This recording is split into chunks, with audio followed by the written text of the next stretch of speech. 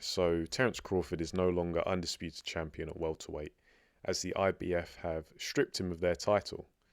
And as a result, Jaron Ennis has been elevated to full champion status, as he was previously the interim IBF champion. Now, you guys have probably seen this news, it's been plastered everywhere. I'm just going to give my thoughts on it because it is meaningful. It's meaningful news in the division. And it's not so strange itself, though. But I'm going to talk about some of the strange subplots that I've seen dotted around the internet. And yeah, give my take on those as well. So, firstly, to address the situation itself, primarily, Terence Crawford being stripped of a belt, it's not really that surprising. Anyone who pays attention to boxing, you'll know that it's not uncommon for an undisputed champion to lose a belt or two in pretty quick succession to actually becoming champion. I've seen this before quite a few times, and it only gets harder when you have more belts. We're in the 4-belt era now. All these sanctioning bodies want to try and keep their belt moving, so they want to enforce the next mandatory, regulate the rankings some more, and they work together to a degree, but they're not always working in conjunction with one another. And so they have a certain amount of patience, but if you can't keep it moving and fight the next available mandatory challenger or contender, they're probably going to strip you. And as I say, it gets harder when you have more belts. And on top of that, it's the IBF. And the IBF historically have been pretty good at enforcing mandatories and regulating their rankings and kind of keeping the show going. You can see that even in recent years. Forget whether you're an undisputed champion. Champions in general, the IBF are pretty good. They're not perfect by any stretch, but they seem to have the most integrity out of all the sanctioning bodies. Some of them have their rules and regulations, but they're so ambiguous and they seem to make it up as they go along. They're actual scumbags, but the IBF seem to have some integrity, or at least more so than the others. So yeah, not really that unusual, to be honest. There's a lot of responsibility that goes into being an undisputed champion in any weight class. And of course, juggling the challenges of 4 different sanctioning bodies, it happens. But then also, excuse me, if you cast your minds back to, the months leading up to the Spence Crawford fight this year, obviously it took a very long time. It was very frustrating trying to see that fight get made and put over the line. And seemingly, as an outsider looking in, one of the pivotal clauses in the contract for that fight was the 2-way rematch clause. And for some reason, it's unknown to me, but Errol Spence has decided to activate that rematch clause despite getting an absolute shellacking from Bud Crawford in the first fight.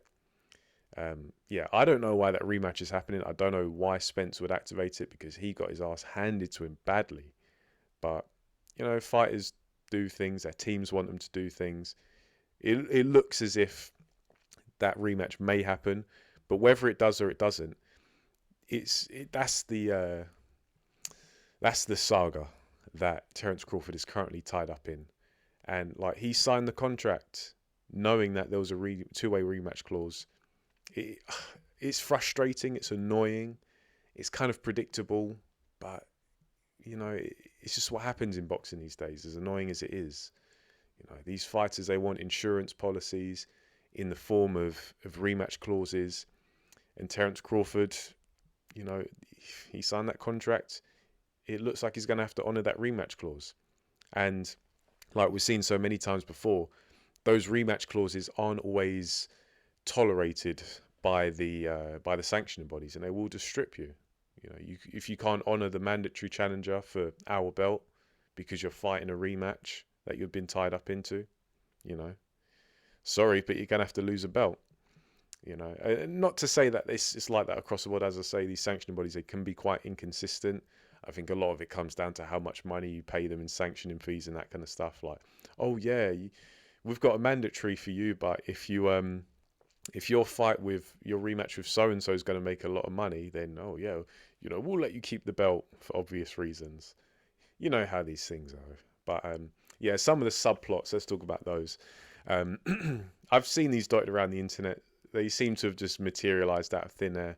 The first one is that because Crawford has been stripped of the IBF title and Jaron Ennis has been upgraded to full champion, this is now proof that Terence Crawford doesn't want to fight Ennis and he's actually ducked him. And this is like some kind of punishment. Um, yeah, I don't see how that works for obvious reasons because, like, yeah, Jaron Ennis has been upgraded because Terence Crawford can't fight him because Terence Crawford is locked into a rematch with Errol Spence. Pretty much that's it debunked. Like, it didn't really take long. I think that took me all of about 10 seconds. Anyone who's paying attention would know about the rematch clause, the fact that Errol Spence has activated the rematch clause, and here we go. Like, it's a very simple situation. But to play devil's advocate, and this is something that I've thought about for a while, even before this whole development in the past day or so, is that I haven't really seen Terence Crawford talk much about Jaron Ennis. And I'll take it with a pinch of salt because I'm just saying I haven't seen him. I'm not saying that he hasn't. If you can find any article, interview, video of Terence Crawford where he's talking about Jaron Ennis and saying, oh yeah, I know this guy, I'll fight him whenever I get a chance to. Fair enough, I'll eat my words. But I just haven't seen Terence Crawford like call him out or anything or say he's willing to fight. And some people may rebuttal, they may counteract that argument by saying, well, Terence Crawford he's the champion, he's the undisputed champion, he's seen as the man at welterweight. He shouldn't have to call out guys. They should be knocking on his door wanting to challenge him. And I hear that. But another argument you can make is, okay, well, Jaron Ennis isn't just seen as any contender. He's not just like, oh, this is your mandatory. He's kind of seen as the heir apparent, at welterweight, the guy who can dethrone Terence Crawford and be top dog. And, whether you think that or not, that I feel like that kind of puts him above the rest of the available competition. And so maybe there's a little bit more incentive for Terence Crawford to defend his belts against Jaron Ennis. As I say, I'm just playing devil's advocate. Me personally, I don't think Terence Crawford is ducking him. I haven't seen anything to suggest that he is. But at the same time, I haven't seen Terence Crawford like gunning for Jaron Ennis, willing to take on the young lion and,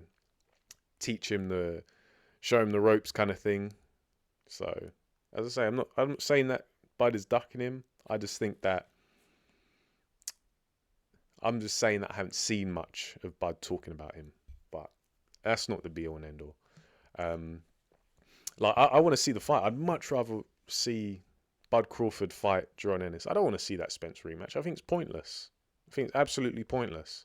But, Bud versus Jaron Ennis, bring it on. I hope that happens next, to be honest. What else is there? So, yeah, there's another one. And this is completely unfounded. I really don't get this one. But because Terence Crawford has been stripped, that indicates that he's having some kind of issues with drug testing and stuff. Or maybe he's popped hot. Like, how? Like, please, if you're one of the people who believe this, what is your evidence? Please explain it to me because I'm really puzzled as to how this comes up. It's quite a straightforward situation as far as I can see. If I'm missing something, please let me know because it just seems to be such a simple, straightforward situation that you see quite often with someone being locked into an immediate rematch or something and having to honour that rematch and not being able to defend against a mandatory challenger and they get stripped. I don't see anything unusual about that. But yeah, those are my thoughts on this development. Regardless of what happens, regardless of which side of the fence you're on regarding this, I just hope that Terence Crawford fights Jaron Ennis next. As I say, I can't stress enough. I want to see that fight from an entertainment perspective, but also from a legacy perspective. Is Jaron Ennis good enough? Can he become top dog at welterweight? Because if he beats Crawford, that's some good going. That's a good, not good. That's a fantastic way to kind of kick off your championship reign. But is Terence Crawford at 36? Is he still got some more big wins in him? Very interesting. Let's see it happen. I don't want to see this Crawford-Spence rematch. I hope that just falls apart. Please, boxing gods, do us a favour and give us a fight we want. And you guys, do me a favor, leave your thoughts in the comment section below. I'll get back to you. But for now, thanks for listening, and I'll catch you in the next video.